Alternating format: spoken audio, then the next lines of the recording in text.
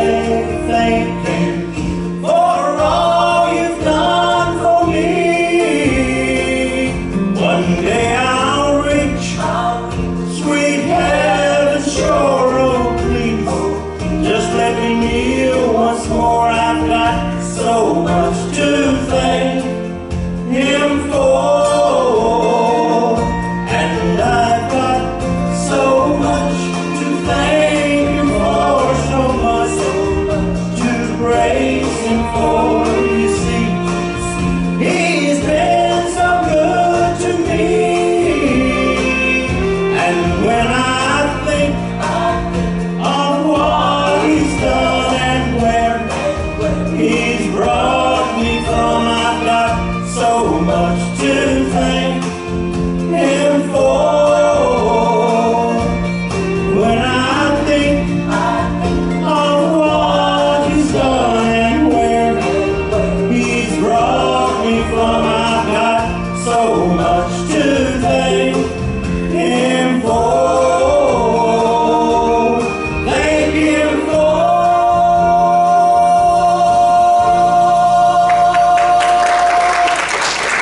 We're going to look at Proverbs chapter 30, verses 18 and 19. And when I read these two verses, I thought, well, that make a good Thanksgiving passage. Different kind of Thanksgiving passage, unique, and not your run-of-the-mill passage in Proverbs. And I like that. I like the uniqueness of it. This is Thanksgiving season.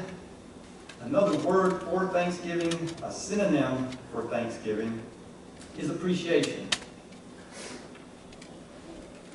When someone does something nice for us, and we go on and on about how nice it was, it's a way of thanking them for it. If an artist paints a picture, and we go on and on about how beautiful the painting is, it's a way of thanking them. Thank you for creating this work of art. Someone makes a meal for us, and we go on and on about how good it is. It's a way of saying thank you for this meal. That's what we see going on in this passage. It's an appreciation for several wonderful things as a way of thanking God. These two verses are part of what we looked at last week. If you remember from the passage last week, I saw this chapter, Proverbs chapter 30, as an editorial, like a letter to the editor that you send to the paper, or a columnist writes an editorial and puts it in the paper, where there's a quote. And in this case, verses 1 through 4 is a quote from someone, and then verses 5 through the rest of the chapter is a response to that quote. This is why they're wrong, kind of thing. In this case, verses 1 through 4 is a quote from this guy named Agur, son of Jacob. Scholars believe that he was an Arab wise man with a good reputation for wisdom. His quote basically is, no one can understand God. Regardless of who says they're speaking on God's behalf, who's acting on God's behalf, no one can understand God. I don't understand God, and neither can anyone else. Israel's wise men, sages, took that as a knock against them. And so verses 5 through the rest of the chapter is their response to these words. And it's as though they were saying, as we saw last week, wrong. We can understand something of God because God has revealed Himself to us through His Word. His Word is proven true. We can understand something about God.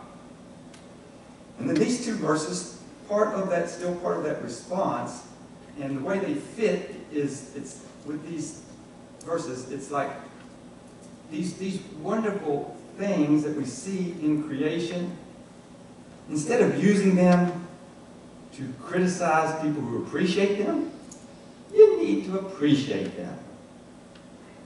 And so that's what we're going to do with these two verses. Look at these wonderful things, he mentions 4, and appreciate them as a way of thanking God. I'm going to add a 5th wonderful thing. Okay, the passage, verses 18 through 19. 3 things are too wonderful for me, 4 I do not understand. The way of an eagle in the sky, the way of a snake on a rock, the way of a ship on the high seas, and the way of a man with a girl. Or it's also translated maiden. First wonderful thing that is appreciated is the way of an eagle in the sky. Amazing thing. Now, I have not seen in person eagles flying in the sky. I've seen it on TV, in movies, a lot, but I don't think I've seen an eagle in person. I have seen hawks flying and making those lazy circles in the sky, which is incredible. I mean, it's absolutely incredible that God developed in these creatures the ability to fly, developed the wings in such a way, in such a design that helps them take off and take flight and soar to great heights and dive and come out of it. I've been at the beach and seen pelicans flying along, and all of a sudden dive like vertically down in the water, boom, and come out of it and continue on flying. I think this was at Houghton Beach, saw a hawk of some sort, I think it was, maybe a sea hawk, flying over, what? Osprey? Some big bird flying overhead. I didn't see him get the fish, but I saw him flying overhead with big fish in his talons.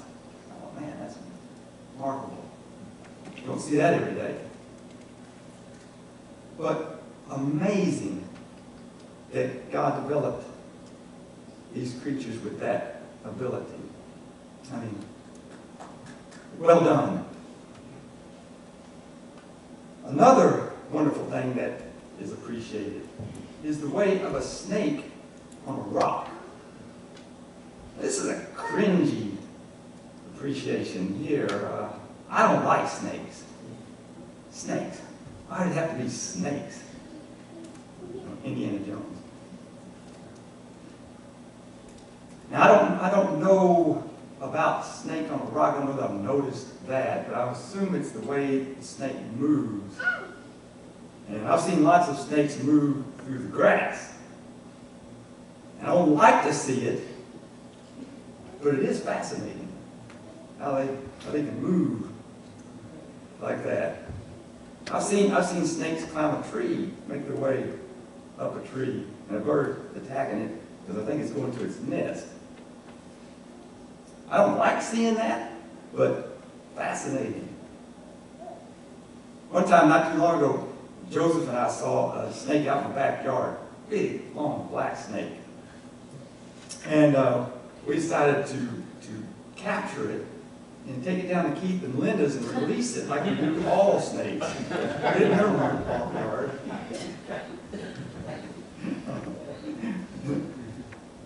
No, we decided to get rid of it somehow, kill it or chase it off. Well, when the snake saw us, it took off and got in the blueberry bush next to Art and Gail's. I had a Walmart bag for some reason in my back pocket. I handed it to Joseph. I said, "Hey, Joseph, you get over here, and when I scare the snake towards you, you scoop it up in the bag." He didn't go for it. But when I scared the snake out of the blueberry bushes, it took off like a bolt of lightning and was in the ditch before we knew what happened. It's incredible. They don't have feet, they don't have legs, but they're able to move that. God developed ability.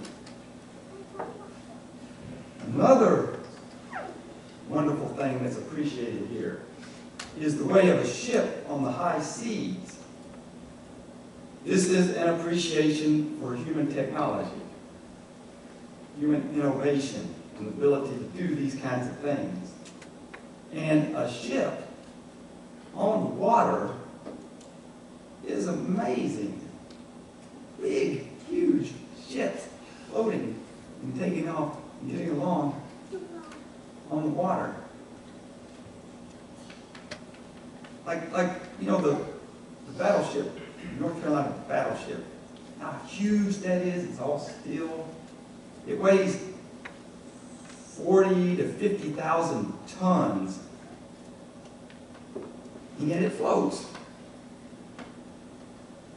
And if it goes out to sea, if it were to go out to sea, it will take on water for ballast, adding more weight to it to steady it. Incredible that God created our minds to be able to figure things out like that, to come up with these designs like that, that we can float and sail on the high seas. I mean, you take a cannonball, drop it in the water, and it's going to sink like that. But you fire that cannonball up, fashion, shape it, and stretch it, and fashion and shape it in a certain design, and it'll float. Incredible God's created minds that can come up with stuff like that. Fourth wonderful thing that's appreciated here is the way of a man with a girl or a maiden. This is a reference to the appreciation of romantic love. During our Bible study on the Song of Solomon, we marveled at this. Marveled at romantic love. The attraction between two people and what that is. What is that? If two people are attracted to each other and fall for each other like that. How does that happen? What is that? We grow up with lots of people around us. We meet people, work with people through school, our college, church, jobs. We meet lots of people. Work with lots of people. People who are good looking, who are nice, who we like. But we don't like everyone. We're not attracted to everyone. But then we meet one person, and there's something going on there. We have feelings for that person has feelings for us, and we know it, we feel it. There's some sort of hidden force going on there. What is that? We sometimes call it chemistry, magnetism, and a connection. How do you explain it? How do you understand it? You don't. It's a mystery. Romantic love is a wonderful, mysterious gift from God. And then the fifth wonderful thing that I'm adding here, fifth wonderful thing to appreciate, is the love of God through Jesus.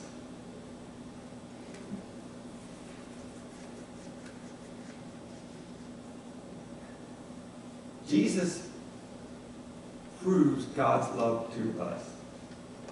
Does God love us? Look at Jesus. God proves his love in that while we were still sinners, Christ died for us.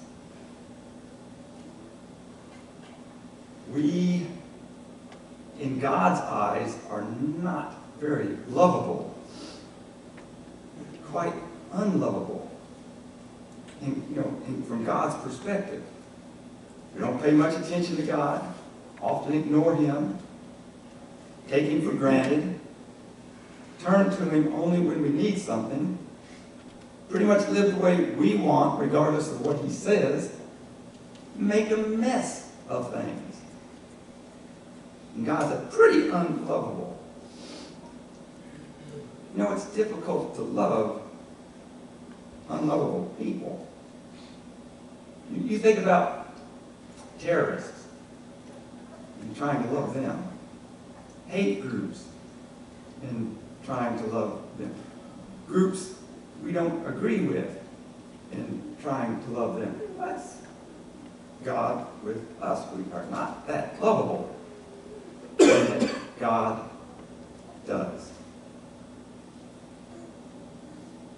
God saw that if he didn't do something about it, he was going to lose us, and he did not want to lose us. So he sent his son, Jesus, to live, die on the cross, and be brought back to life on the third day to forgive us and make us right with him forever.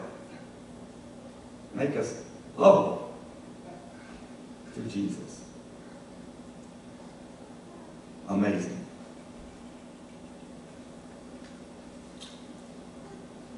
Jesus never ceases to amaze me. The call of Matthew came to mind this week. I don't know why. It just popped into my mind. I'm like, Jesus, wow.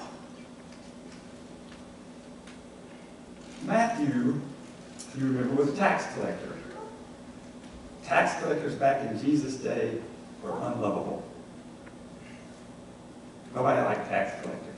They were considered traitors. Religious leaders called them sinners.